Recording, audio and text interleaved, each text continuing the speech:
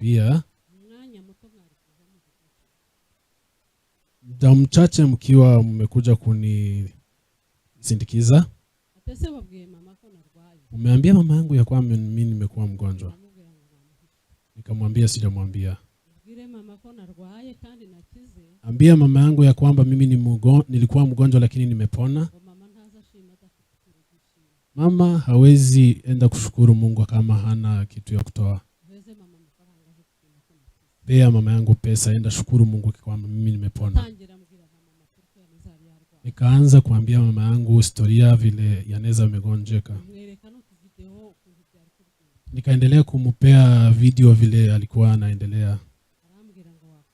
Ananiambia hukufanya vizuri.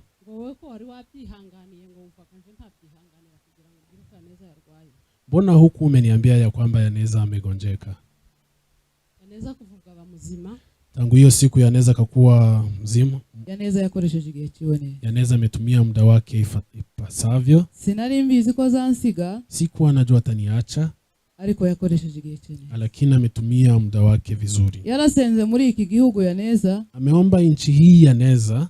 Yakazazinduka gusenga ahantu ku musozi wa Gidurayi. Alikuwa anaamkia kwa mlima Gidurayi kuomba. Akambwira ngo reka nzinduke mu gitondo nje gusenga. Akaniambia acha asubuhi niende mimi kuomba. Nimugoroba ndaje mu kazi. Jioni mimi naenda kazi. Ivyo ntiyabikoze rimwe. Yaneza yari inshuti yanjye. Yaneza yankundishije n'inshuti ze. Hari umuntu wampamagaye kuri ziri agence arambwira ngo suzongera ugere kuri iyi agence. Nahoraga kuri iri agence. Yaneza akambwira ngo aho hasohotse udukweto kagura tisigaga podere bitari yo mu Rwanda. Twambaranye na Yaneza ihuzu zanje zose nagiraga z'amakanju nawe yabaga zifite. Akambwira ngo iyo huzu waguze nanje uyigurire. Yesashimwe. Nisangushimira Imana kuri uyu munsi mukuru. Sisi wote tunaendelea kushukuru kwa siku hii. Yaneza. Ndashima Imana ko Imana Shukuru Mungu. Yadushoboje twari turi mu rugenzi Yaneza aragwara. Tulikuwa safarini Yaneza akagonjeka. Ariko Imana iradufasha dusanga akiri muzima. Lakini Mungu akatusaidia tukakuta bado ako uhai. Turamurwaza uko twari dushoboye. Tukaweza kukaa na yeye kwa hospitali vile tulikuwa tunawezeshwa. Ukuntu twari ko tumureba. Sisi tukimtazama neza. Ko agomba kugenda. Tulikuwa tunafikiria anaweza enda. Lakini ilikuwa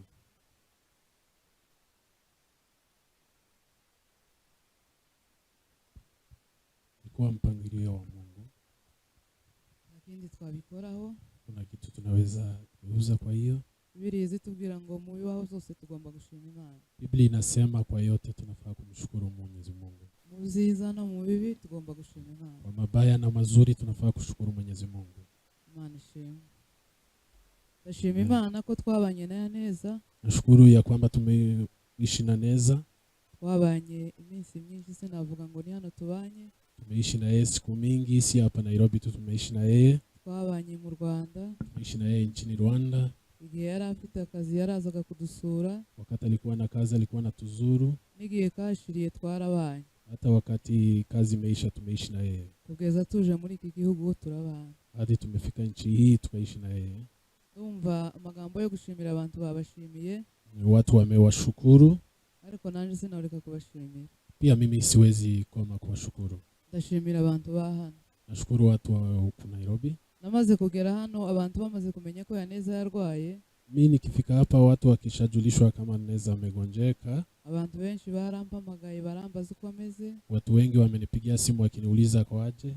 Zari bigoye gusura na hariya ku bitaro. Ilikuwa ngumu kumuzuru hapo hospitali. Baduhagaje tozibiri ku munsi. Walikuwa wanatupea tiketi 2 kwa siku. Arwanga tekereza ngo avuga ngo none abantu bazatekereza ngo no kwanga kuza gusura Yaneza. Nilikuwa nafikiria ya kwamba watu wanafikiria hatutaki wakuja wakumzuru hapo hospitali. Ariko uko zashobokaga twaragukoze. Tumefanya iwezekanavyo. Hari igihe abantu bazaga twe tukareka kwinjira kugira ngo abantu binjire bamurebe. Watu wakija wengi sisi tulikuwa tunaacha kuingia, wao wanaingia. Ndabashimiye. Na washukuru. Ndashimira abashumba bacu. Nashukuru viongozi wetu. Bagiye baza inshuro nyinshi kumusura. Wamekuja mara mingi kumzuru. N'abandi bagiye baduhamagara. Wengine wanapigia simu. Abadusengeye. Wenye wametuombea. Ndabashimiye Imana yo mu ijuru bahumugisha. Shukuru Mungu wa pepo. aho Yaneza yamaze kurangiriza Baada ya Neza kuaga, twasanze abantu mu rugo tumekuta watu huko nyumbani, baradukomeje, wametuimarisha. ndabashima Imana ibahe umugisha. Na washukuru Mungu awabariki. Tudatinze mu magambo, Bila kukaa kwa maneno, ndavuga Yaneza. niongee kidogo kwa Yaneza. Yaneza twarabanye, Yaneza tumewaishi na yeye. Yaneza ni muramukazi wanje. Yaneza ni sister in law wangu. Ariko nditende yarameze nka muramukazi wanje. Hakuwa kama sister in law. Hari abantu twakaza duhura bakambaza ngo ese uyu ni muramukazi wawe? Watu tukikutana walikuwa wananiuliza kweli huyu ni sister in law wako? Bakambwira ngo si muramukazi wawe ahubwo ni murumuna wawe. Huyu sio sister in law wako, bado ni Kubera wako. Kubera ukuntu twabanye na Yaneza. Fuatana na vile tulikuwa tunaishi na yeye. Yaneza twarabanye mu nzu. Yaneza tumeishi na yeye nyumbani. Nta munsi n'umwe twigeze dukorogana na Yaneza. Hatujawahi kosana hata siku moja. Nta munsi n'umwe twigeze dushinga urubanza na Yaneza ngo tuvugane nawe. Hakuna siku tumewahi sorotana na yeye. Yaneza yari umuntu mwiza. Alikuwa mtu mzuri, Mungu. Yarazi kubana n'abantu. Alikuwa anajua kuishi na watu vizuri. Yarazi kubana n'abaturanyi. Alikuwa anajua kuishi na majirani. Nije wari mukuru kuri we ariko hari ibintu nagiye mwigira. Mimi ndio nilikuwa mkubwa lakini kuna vitu nimeiga kwa yeye. Yaneza yaragira inshuti. Alikuwa na marafiki. Inshuti ziwe zararushe ziba inshuti zanje. Rafiki zake wamegeuka kuwa marafiki zangu. Ziba inshuti z'abana banje. Wakakuwa marafiki ya watoto wangu. Yaneza yarakunda abana. Alikuwa anapenda watoto kweli. Yaneza yarakunda abana nabo bari bamukunda. Alikuwa anapenda watoto pia nao walikuwa wanampenda. Yaneza yari umwana w'umukobwa ariko yagaza akora. Alikuwa msichana. Alikuwa anafanya kazi. Yagaza aja mu cyaro. Alikuwa anaenda ushago. Akaja gukora. Alikuwa anaenda kazi. Akaza yikoreye hashe ameze nguko kumuka. Alikuwa anakuja amebeba mzigo ama vitu za kununulia watoto. Agahaha akaza yikoreye. Akaenda soko akakuja kama amebeba.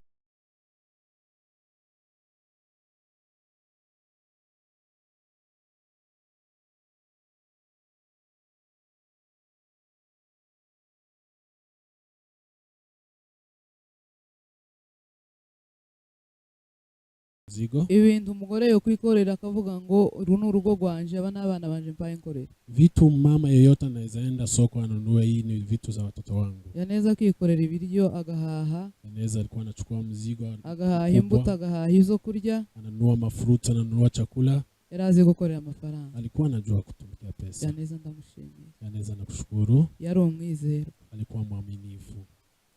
Ari ikintu yakoze kirantangaza. Kuna kitu amefanya ikanishangaza.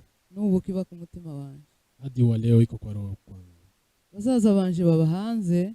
Na dada zangu wako nje.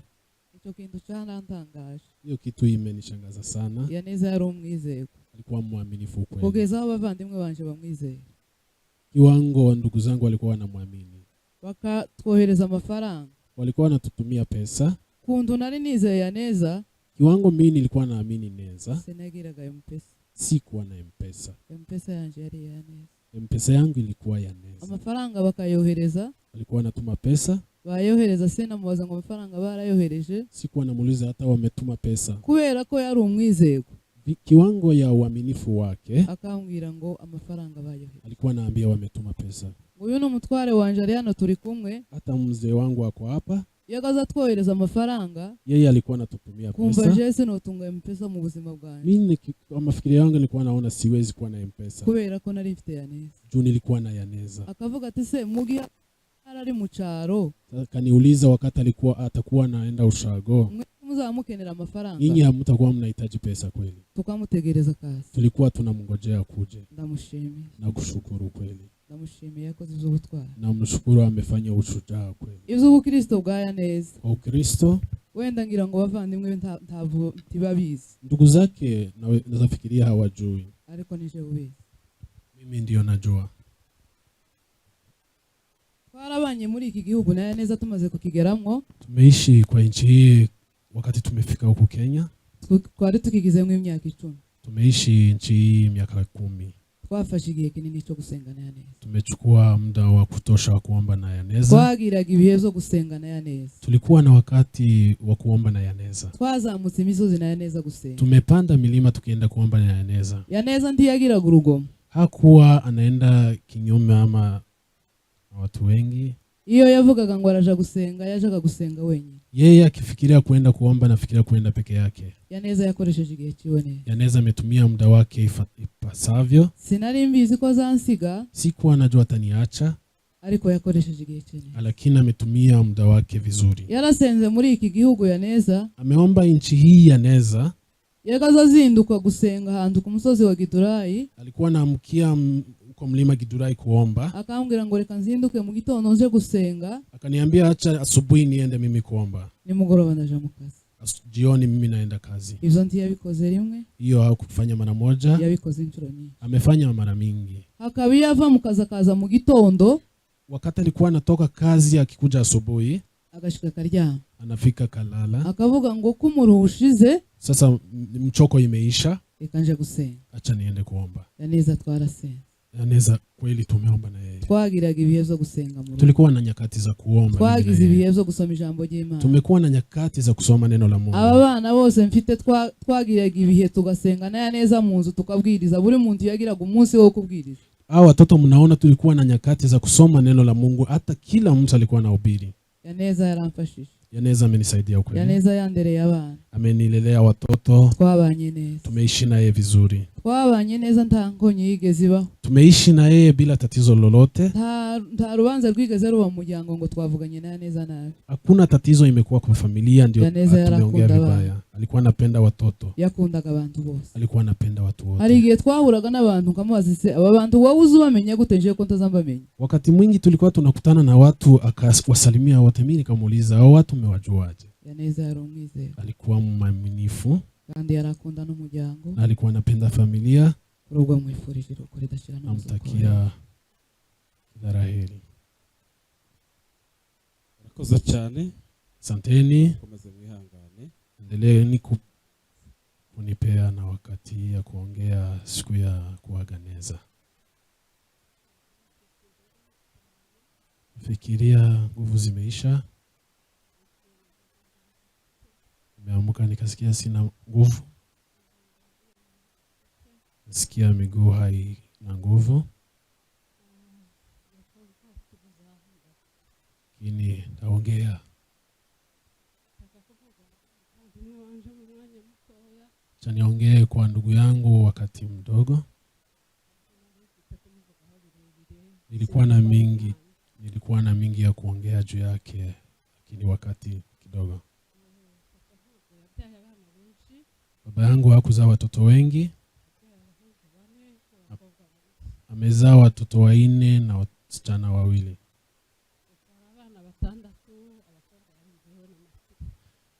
Walikuwa watoto 6, wasichana mimi na Immaculate. Hatukuishi na yeye, ameenda shule huko Kagogo.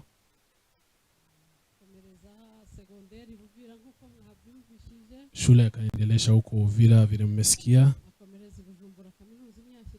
Akaendelea huko Bujumbura miaka 3. Baada ya yeye kuenda mimi nikaoleka.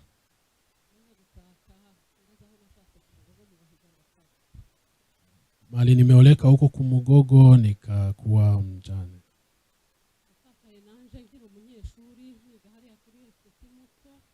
Nimekuwa mjane nikikuwa mtoto wa shule huko Mugogo.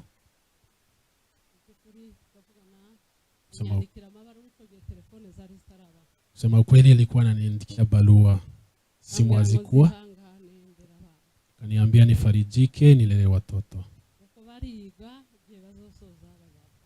Wanajifunza hama wa shule, wakitamatisha shule watanisaidia nao. Wakitamatisha shule waenda Rwanda kutoka wako Bujumbura. Mimi nikitamatisha high school nikaenda Rwanda. Nikifika nchini Rwanda hapo ndipo Neza ameona kazi huko Musanze.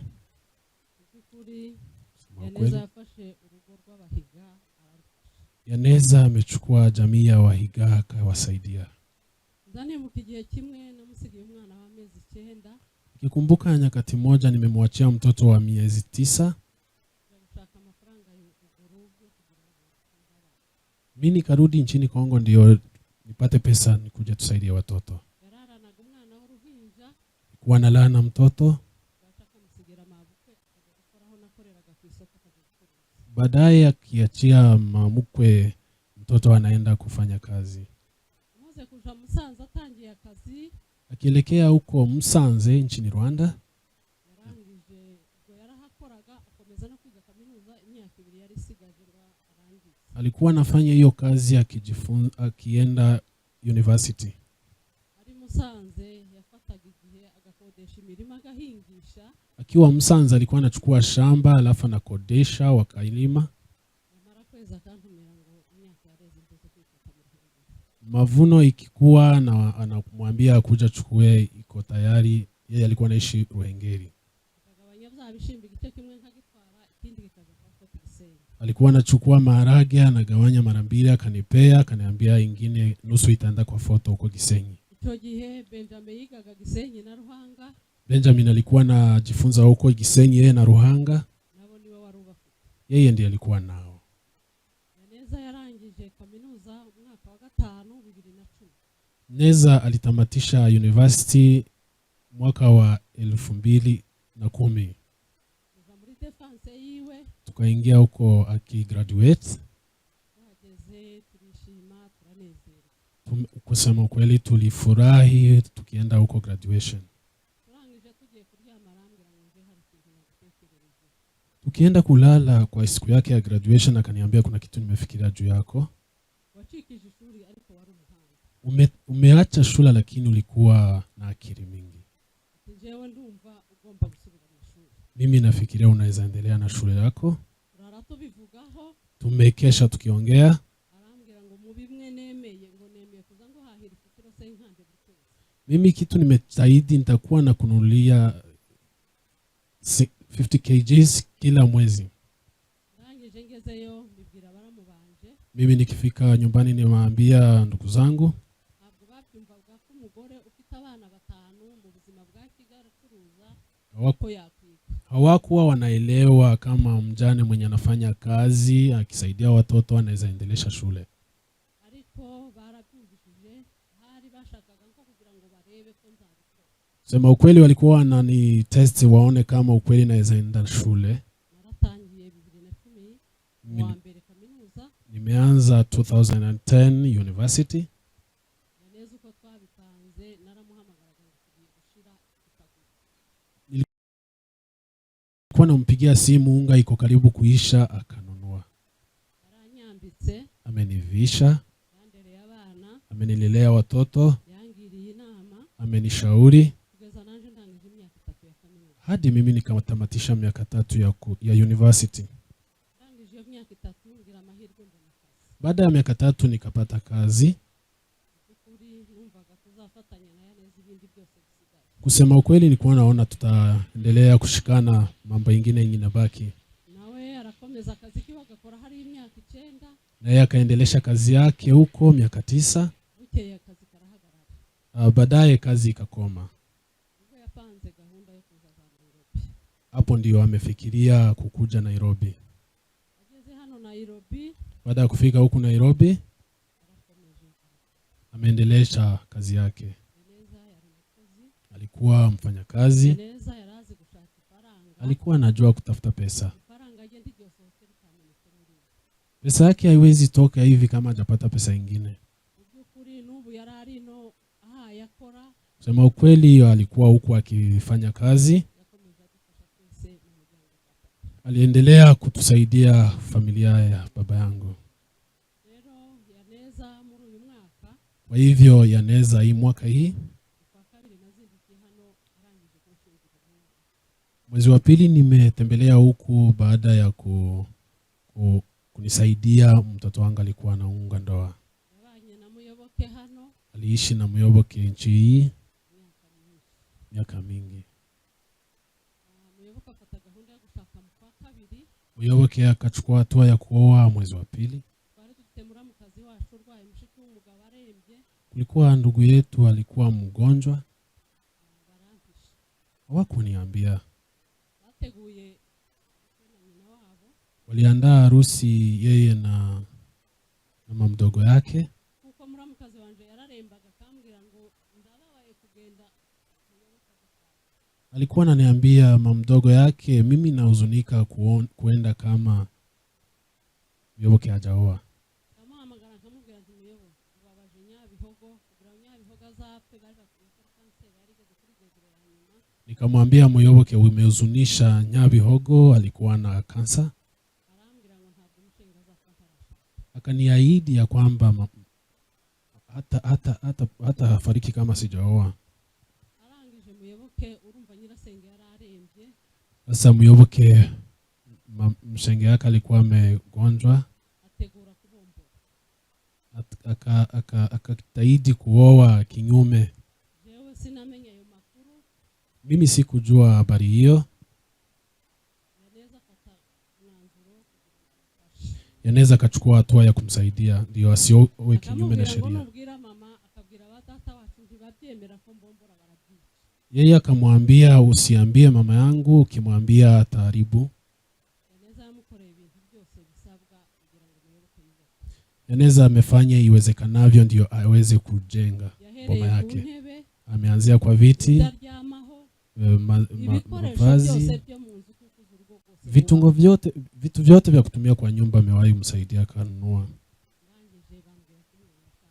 Wakaniambia Muyoboke ameoa. Baada ya kufanya harusi hiyo siku ndio nimesikia huyo mama ameaga. Hawakuniambia, wiki ikaisha mimi bila kujua. Baada ya matanga nikakuja kuzulu watoto.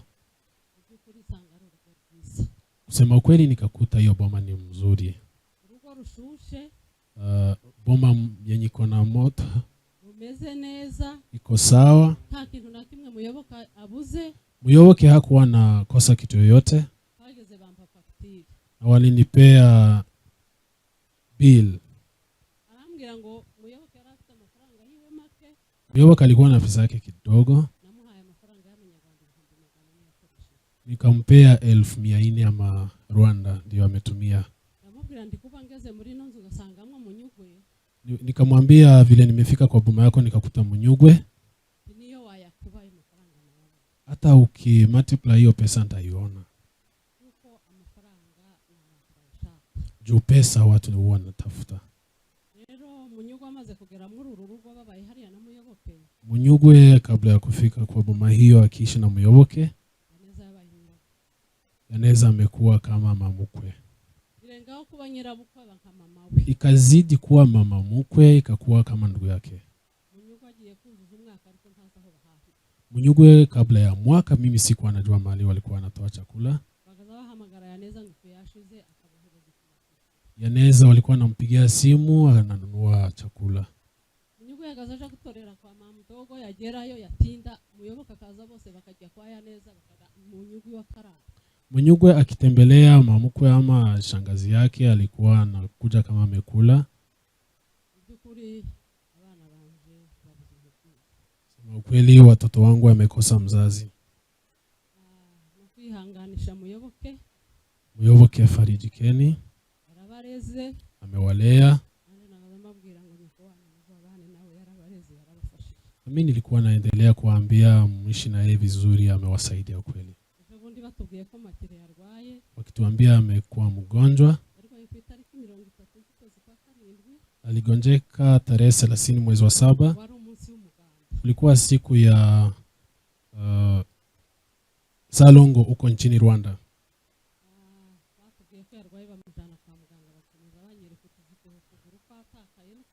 Wakienda hospitali walikuwa wanatumia video, mkono haikuwa inatingika hata mguu. Sikuambia mama yangu. Nikiona kidonda ya Ruhanga vile wako nayo, nikawaficha, sikuambia Yaneza amegonjeka. Tukaendelea kufuatilia. Baada kabla kama kitu saa 6 wametuambia wamempea dawa 4. Ulimi ilikuwa kama imevimba huko kwa mdomo. atangira aravuga kaanza kuongea. ukuboko kwari ukw'iburyo kuratangira kurakora Mkono wa kuume ulikuwa unaanza kufanya kazi. ukuguru kwari ukw'iburyo nako kurakora Hata mguu wa kuume ulikuwa unaanza kufanya kazi. Muyoboke arambwira ngo bamwandike examen yo kuja muri scanner agiye Muyoboke akanipigia simu akaniambia wamempeleka kwa scan. bagiye kuja muri scanner namaze kuvugana na mama Kabla ya kufika huko scan ilikuwa nimeongea na yeye. arambwira ngo Akaniambia umwanya muto mwari kuja mu muda mchache mkiwa mmekuja kunisindikiza. atese babwiye mama ko narwaye Umeambia mama yangu ya kwamba mimi nimekuwa mgonjwa. aramubwira ngo bamuhishe Nikamwambia sijamwambia. ubwire mama ko narwaye kandi nakize Ambia mama yangu ya kwamba mimi nilikuwa mgonjwa lakini nimepona. ngo mama ntazashima adafite kurugishima Mama hawezi enda kushukuru Mungu kama hana kitu ya kutoa. uheze mama amafaranga aje kushima ko nakize Pea mama yangu pesa, enda shukuru Mungu kwamba mimi nimepona. tangira mbwira mama makuru ko yanezari yarwaye Nikaanza kuambia mama yangu historia vile Yaneza amegonjeka. mwereka no kuvideo ukuntu byari kugenda Nikaendelea kumupea video vile alikuwa anaendelea. arambwira ngo wakoshe Ananiambia hukufanya vizuri. ngo wowe ko wari wabyihanganiye ngo wumvaga nje ntabyihanganira kugira ngo ubwire ko Yaneza yarwaye Mbona huku umeniambia ya kwamba Yaneza amegonjeka? Yaneza kuvuga aba muzima Tangu hiyo siku Yaneza kakuwa mzima, kwa sawa. barabana n'abana hariya mu rugo Wakaishi na watoto hapo nyumbani ari muzima akiwa uhai. ndamubwira ndukunda amafaranga ntabwo uzicara uzaje Nikamwambia wewe unapenda pesa, utakaa bila kwenda kazi. atunywa amazi menshi Kunywa maji mengi, uruhuke pumuzika, umare nk'ibyumweru bibiri wumve ko mu mutwe bisubira ku murongo kaa kama wiki 2 ndio uone kama utaweza kupumzika vizuri. yarambwiye ngo arasinzira uko bisanzwe Ananiambia atalala vile atawezeshwa, ararya uko bisanzwe atakula vile atawezeshwa. ndi muzima Yeye akaniambia ako sawa. Yaneza yasubiye mu kazi Yaneza amerudi kazi. ariko mbere yuko namaraga gusenga mu gitondo namuhamagaraga ngiye kuja mu kazi akambwira uko abyutse Kabla ya mimi kila asubuhi kuomba nilikuwa nampigia simu akaniambia vile ameamuka. twaje muri pause saa sita nkamuhamagara nkamenya ko ameze. Tukienda pause mimi nilikuwa nampigia. nava mu kazi nimugoroba tukavugana Nikitoka kazi nampigia simu tunaongea. twaje kuryama nkamuhamagara Kabla ya kulala nampigia. niko mbwira muyoboke ngo cyo kwa mama Mudogo. Nikaambia Muyoboke upite kuangalia. iriya ndwara ya stroke Hii ugonjwa ya stroke ni indwara izataka umuntu ikamugira ubumuga vuba vuba niyita kwisha ni ugonjwa inakupiga na alafu inakufanya kilema kama haijakuua. habaye kandi kuwa gatanu Fika Ijumaa muhamagara kuri MTN ndamubura nikampigia kwa MTN nikamkosa. hamagara muyoboke ndetse ko mama Mudogo namubuze Nikapigia Muyoboke mbona sijampata kwa simu, aja kumureba akaenda kumuona. ambwira ngo bateri ye yagimbye ngo ntiyayifunga yayikuyemo Betri ya simu imevimba, umetoa kwa simu. ariko twaravuganye muri uwo munsi Lakini hiyo siku tumeongea na yeye. bukeye Baadaye nibwo yabyutse yarwaye aliamuka kama amekuwa mgonjwa. noneho harwara atari ya stroke Yeye akagonjeka, sasa haikuwa hiyo stroke tena imerudi. kuko n'abaganga baratubwiye kuwa gatatu baratubwira ngo indwara yarahindutse iyo mwaje muvuga si yarwaye Hata Jumatano walituambia wa daktari hiyo ugonjwa alikuwa nayo sio hiyo imerudi. Yaneza yafashwe amema Yaneza aligonjeka mara 2 bila kuongea, alikuwa kama bubu, ubwenge kakosa akili. muyoboke yaragiye Muyoboke ameenda, ahageze aramufungura kifika akamfungulia. abona yataye ubwenge atangira kujya gutora amakuru Anaona yeye akili imetoka kwa orodha. Mudogo ntabwo ubwenge buri kugihe Nikimtazama naona akili haiko sawa, kamemeruka. basaza bacu bari bari hano Mujambere na Shangabo Tumepigia ndugu zetu Mjambere na Shangabo, niba batangizanye nawe bamuvuza au ndio wameanza kumpeleka hospitali. bafashe umwanzuro ko bamusubiza ku bitaro Wamechukua hatua ya kumpeleka hospitali tata kutoka Bamugejeje ku nyumbani. bitaro baravuga ngo nta yindi miti bahindura ngo arakomeza yayindi Wakifika hospitali wamemwambia hawatabadilisha dawa, ataendelea na hiyo. twumvaga bitashoboka kuja mu yandi maprive Tulifikiria kama haiwezekani, tukaenda hospitali nyingine, twaravuje uko twari dushoboye tumpeleka hospitali vile tulikuwa tunawezeshwa. byakunda Haikuwezekana. ndashimira Mujambere Nashukuru Mjambere na Shangabo na Shangabo umunsi barara kuri Siku yenye amelala hospitali hiyo yarameze nabi. alikuwa vibaya sana. Igihugu cyanyu ntikigira urgence. Nchi yenyu haikuange na emergency. Twahereye ku mugoroba tuvugana nabo tugeza saa 10 batarabona urgence n'imwe ba. Ilikuwa alfajiri hadi hawakumpea agent. Kugeza aho umuntu mashware zitazamukaga izindi zimanuke anywa. Kiwango ya mtu mdomo haikuwa inateremuka ndio aweze kumeza kitu ama kukunywa kitu. Hata dawa hizo alikuwa nazo hakuweza kukunywa. Juice hakuwa anaweza kukunywa. Nafikiria vile alikuwa na twaricaye na mama va mutumba che. Tulikaa na mama katoka kwa mahala na alala. Tukaenda kwa rumu moja tukaketi. Kabanza tugapfukama hasi tugasenga umwanya batubwiye ngo bagiye gutegereza muganga ngo farakora ibizame. Tulikuwa tunapiga magoti tukingojea watuambie result. Twavuganye nabo kugeza mu gitondo nta uri. Tuliongea nao hadi asubuhi bila kulala. Mama yahamagaye mujambere aramubwira na Shangabo. Mama alipigia Mujambere na Shangabo akamwambia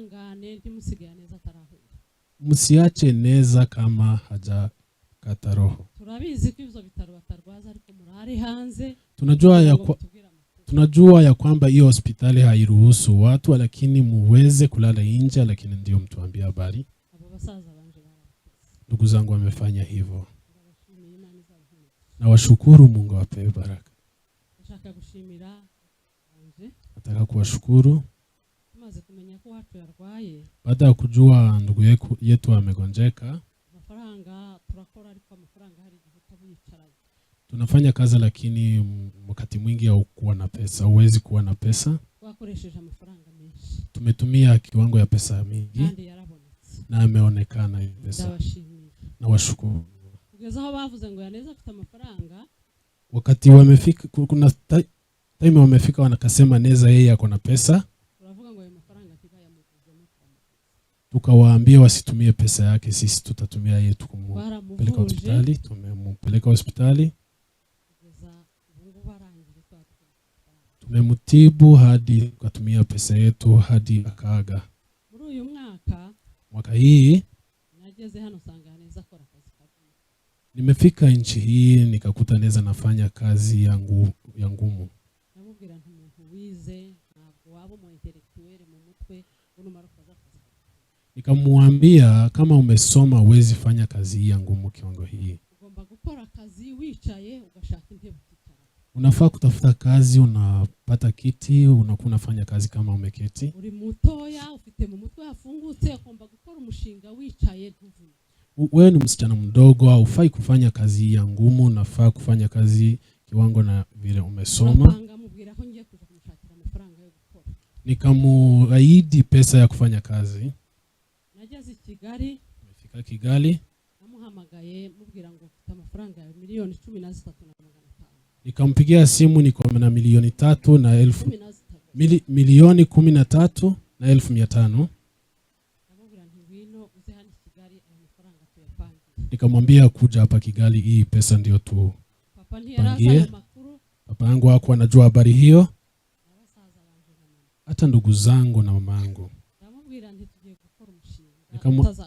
Nikamwambia tunaenda kufanya project yenye haita kusumbua akili. Yeye ameandika kwa group akamwambia anaenda nchi Rwanda. Walikuwa wanamuuliza kwa ni kawaida kweli? Kutuambia kesho unakuja. Yeye akawajibu ni kusalimia. Tukamwambia ndugu zetu pesa ilikuwa kwa account yangu. Tulitumia vile tulikuwa tumepanga. Tulikuwa na project tukazifanyia huko nchini Rwanda. Yaneza nikampea milioni 5 na 1,500. Nilimpea hizo pesa kidola. Mimi nimeenda huko benki nikawaambia nipeeni hii pesa ikikuwa dola. Yaneza akarudi akaanza hiyo project alikuwa ameanza. Nilimwambia enda ununue ile kiti ya ofisi yenye najizungusha. uza wicara uruhuke ukora akazi wicaye, mukiriya nazo uhaguruke nagenda wicare. Unafanya kazi kama umeketi, usaidie customer, akienda unaketi tena. Mu by'ukuri baratuzi ko Makire n'umuzi yagiye. Kusema ukweli hatukuwa tunajua siku hii Immaculate atakuwa ameondoka. Makire yari umukristo. Immaculate kusema ukweli alikuwa Mkristo. Arangije kugera muri kariya kazi ke, Baada ya kufika kwa kazi yake arambwira ngo umushinga wampangiye, hiyo mradi umenisaidia, umenipangia, uri mu gutuma ntamenye kuzatanga icyacu. ni mzuri lakini inanilemea ndio niweze kutoa fungu la 10. Yaneza arambwiraga ngo kubitenge nabaga nzi umubari, nimba mwumva natinze yareka no gusobanura akavuga vuba.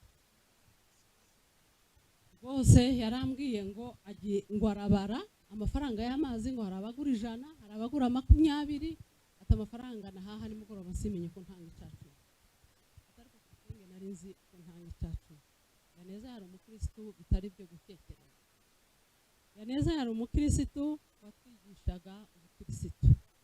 Yaneza mu bitaro kwa kabiri twaraganiriye, ndamubaza ndetse nta deni gikanisa ugira. Arambwira ngo ntari kuko ubwenge nyine bwaragenda mu mwanya bukagaruka. Arambwira ngo bigeze kunshyura 5,000 narabitanze. Ndasubira ndamubaza ngira ngo ndebe ko ugenda umubaza ureba uko mu mutwe hagenda. Ese kanisa ajyanye ko bavuze ngo barubaka nta yandi watanga. Ubu ntangira akazi nzatanga. Yaneza yakoreye Imana. Yaneza yarasenze. Yaneza yaradufashije. Nshimire Muyoboke na Jori na Munyugwe. Babaye abagabo, babaye abagore beza. Niyo warakoze. Ibyo nyoko wanyu yakoze warabimwituye, yarabareze nawe warabimwituye. Jori ndagushimiye. Muri uyu mwaka twabuze Ruhanga, Muyoboke aratubwira ngo azokora ibyo Ruhanga yakoraga. Papa ntazarara amata, arabikoze. Jori uyu munsi, Jori ni mukuru ararangije kaminuza, agomba kuba Yaneza gufata umwanzuro wo kurera papa na mama. Tuzafatanya. Ariko mbere yuko dusohotse, ndasaba Muyoboke n'umugore Jori muze dusezere. Muze dusezere Yaneza.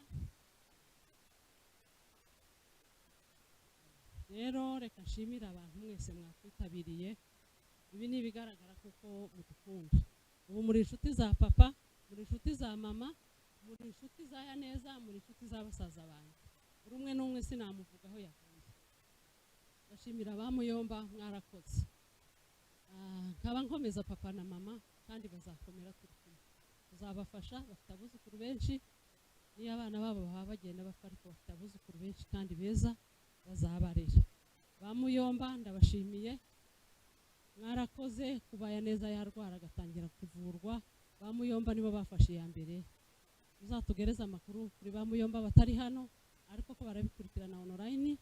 Barakoze Bamuyomba, ndabashimiye ku mirimo myiza mwakoze. Ikindi cyongeyeho ntareka kuvuga, Yaneza yakundaga abantu cyane cyane, yagiraga umuntu minyoni. Minyoni agira ngo amahwa make, akabikira minyoni ibyo kurya ukwiwe, akabikira ibyo kurya bya minyoni ukwiwe afite nyina. Yaramufashije mu buryo bwose bushoboka. Yaneza yajaga mu cyaro bakarwana, bakatubwira amakuru turi mu Rwanda ko minyoni yanze ko hari umuntu uryamaho nyirasenga azaryama. Iryo ryari ihame ko nta wundi waryama, minyoni niwe wegeraga nyirasenga. Yaje ku kazi akavuga ngo nta uryama ifasi ya mushenga. Yaneza yagiraga isuku. Yaneza yagiraga isuku. Yaneza yari mwiza. Yaneza yagiraga umutima mwiza. Yakundaga umuryango, yagiraga ishaka. Ngewe no bizantekereza ikibazo cyo mu mutwe cyavuye kuri Ruhanga. Yaneza yarwaje Ruhanga, aramugaragura, agashobora kumuterura, ariko njewe w'abaganga buriya narahirikaga. Najaga guhindukiza Ruhanga ngahirikaga umwanda. Ariko bakambwira ngo ariko abaganga ntimugira ubugome. Iyo akamuterura akamwambika neza, yarababaye ku mubabaro wa Ruhanga.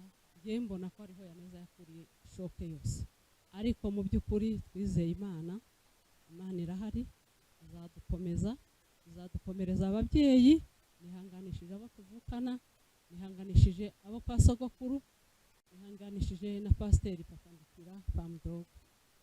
Uyu musozi yawuboneyeho byinshi, umusozi wabayeho ibibazo, Kanyaga yose abakobwa bose yazanye nabo barashize. Uyu musozi nta mwaka tutazadushingura hano muri uyu musozi, ariko papa Ndikira wihangane, takitagira iherezo, Imana izageraho bihagarike. Ikindi nta kwibagirwa kuvugaho Yaneza mwasogokuru mwa Rugamba tugira urubuga, nta munsi n'umwe uyu umwe Yaneza ataratanga amafaranga, ntibishoboka. Aya nyuma nayamutangiye arwaye dufite ubukwe, nta gikorwa na kimwe cyabaye mwasogokuru cyo gusura, cyo gufasha, cyo gutabara, cy'ubukwe Yaneza atatanze amafaranga. Ndamushimiye, icyo namwifuriza, ndamwifuriza iruhuko ridashira. Yaneza yari inshuti yanjye, Yaneza yankundishije n'inshuti ze. Hari umuntu wampamagaye kuri ziriya agence arambwira ngo uzongera ugere kuri iyi agence. Nahoraga kuri iriya agence, Yaneza akambwira ngo aho hasohotse udukweto kagura tisigaga podere bitari yo mu Rwanda. Twambaranye na Yaneza, ihuzu zanje zose nagiraga z'amakanju nawe yabaga zifite. Akambwira ngo iyo huzu waguze nanje uyingurire. Mu hano Nairobi hasohoka ikanzu nziza, Yaneza akambwira ngo hasohotse amakanzu meza. Nahoraga kuri agence ja kohereza nawe nja gufasha, ariko ndabizi ko Yaneza yansigiye abavandimwe, abo bakoranye nabo bose bageraga hare bakavuga ngo niwe Nyarukundo. Dusoze abantu barambiwe kabisa. Abantu ntabwo mwari muzi ko ari njewe Nyarukundo umeze, mwari muzi ko ndiki gitangaza kuri Yaneza. Mu by'ukuri yansigiye inshuti, yansigiye konsore, yansigiye Mamudogo, yansigiye benshi tuzatuvugana, tuzokominikana. Nzakomeza nambara uko nari nsanzwe nambara, nzakomeza mbohereze nkuko nabonaga zambohereza. Nagaza nohereza Yaneza nkohereza na Mamudogo, mwamubonye ijoro yaraye aje ashika hariya. Mamudogo wakoze, tuzokomeza tuba inshuti. Yaneza mwifurije iruhuko ridashira. Murakoze. Reka twumve mukecuru nyina wabo.